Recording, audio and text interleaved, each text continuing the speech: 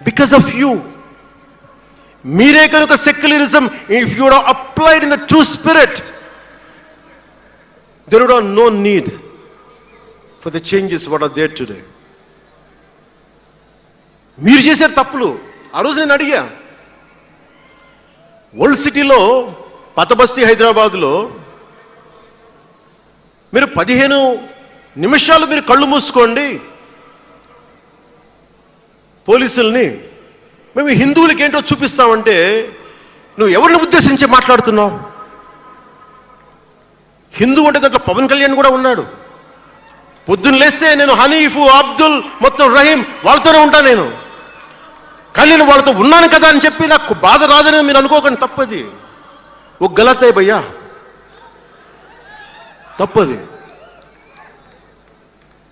వస్తుంది బాధ. నేను ఎవరిని నిందించట్లా.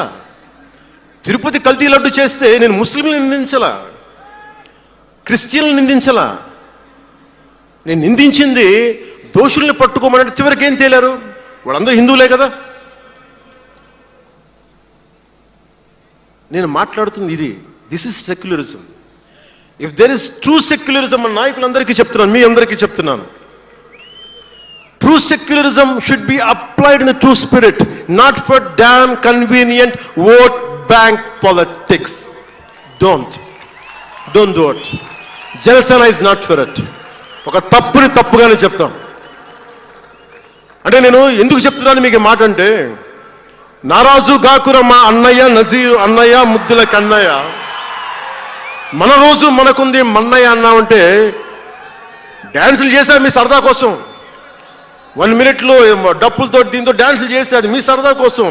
కానీ నా కోసం ఆ లిరిక్ రాసుకున్నా. దేనికి రాశాను?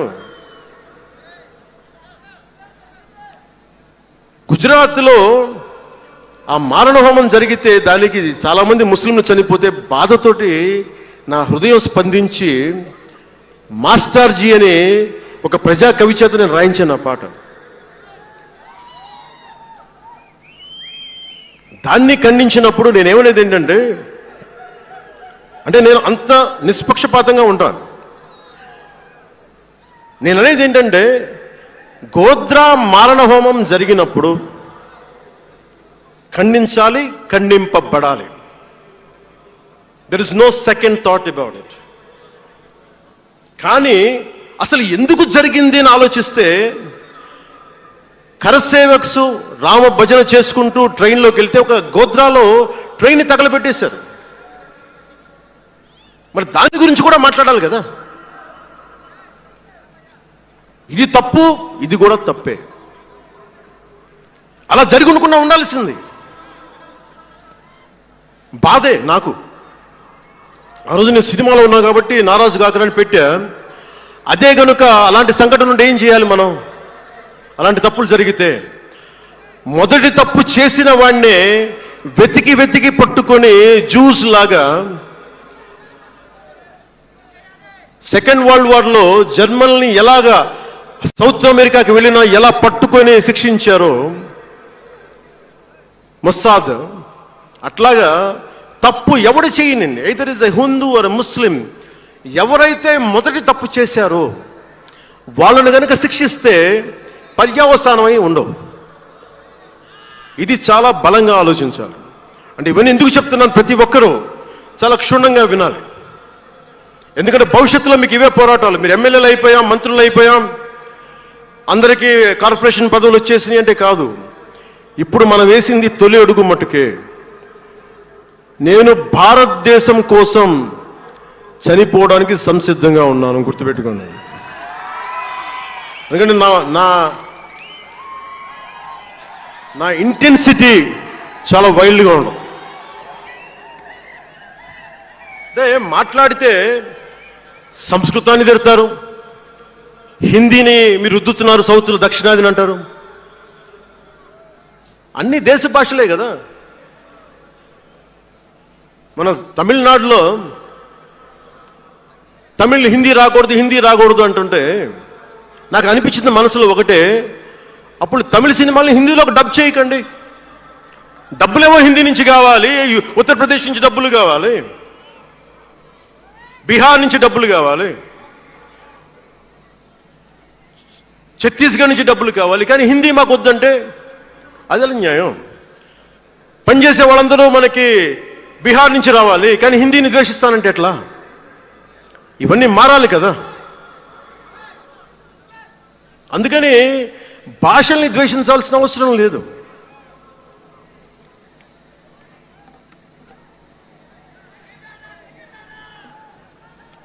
అంటే మనం ముఖ్యంగా హిందువులందరికీ నేను చెప్తా ఉన్నాను, మీరు ముస్లింలను చూసి మీరు నేర్చుకోండి. పవిత్ర రంజాన్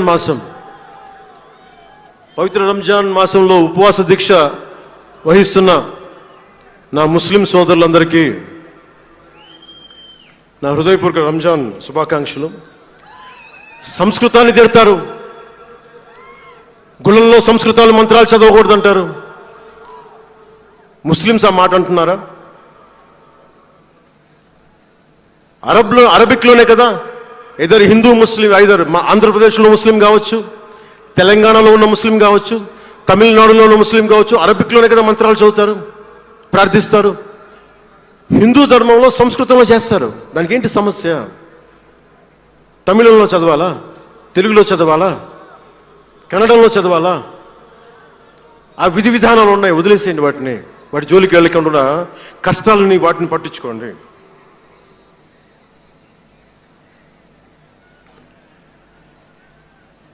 మాట్లాడితే భారతదేశాన్ని ఉత్తరం దక్షిణం అంటూ ఉంటారు. ఆంధ్రాని తెలంగాణ విభజన సమయంలో తెలంగాణ ఇవ్వకపోతే మేము ఈ భారతదేశానికి సంబంధించిన ఒక అన్న స్టేట్మెంట్లు చూసాం, అలాంటి నాయకుల్ని చూసాం. ఆంధ్రాని విభజిస్తుంటే ఆంధ్ర వాళ్ళు మీకు సంబంధం లేదు, మేము భారతదేశంలో ఉన్నవన్న స్వయం నాయకులు నా దగ్గర అన్నారు.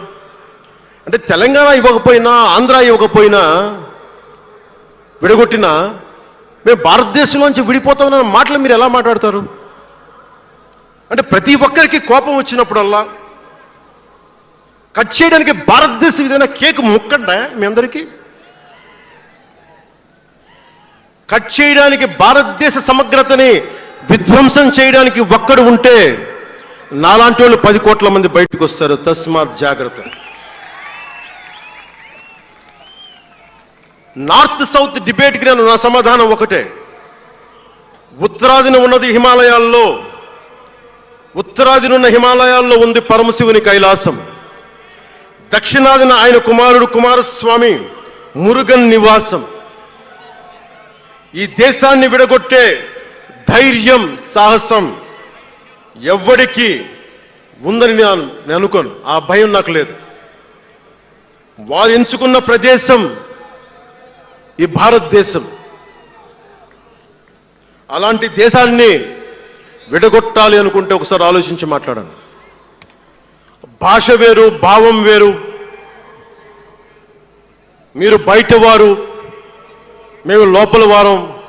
మీరు ఉత్తరాది వాళ్ళు తెల్లగా ఉంటారు, మేము దక్షిణాది వాళ్ళు నల్లగా ఉంటామంటే, మా ఇంట్లోనే ఒకళ్ళు, మా అన్నయ్య 6 అడుగులు 2 అంగుళాలు 3 అంగుళాలు, నేనేమో 5 అడుగులు 9-10 అంగుళాలు నేను. మా బంధువుల్లో అన్ని రకాల వాళ్ళు ఉంటాం.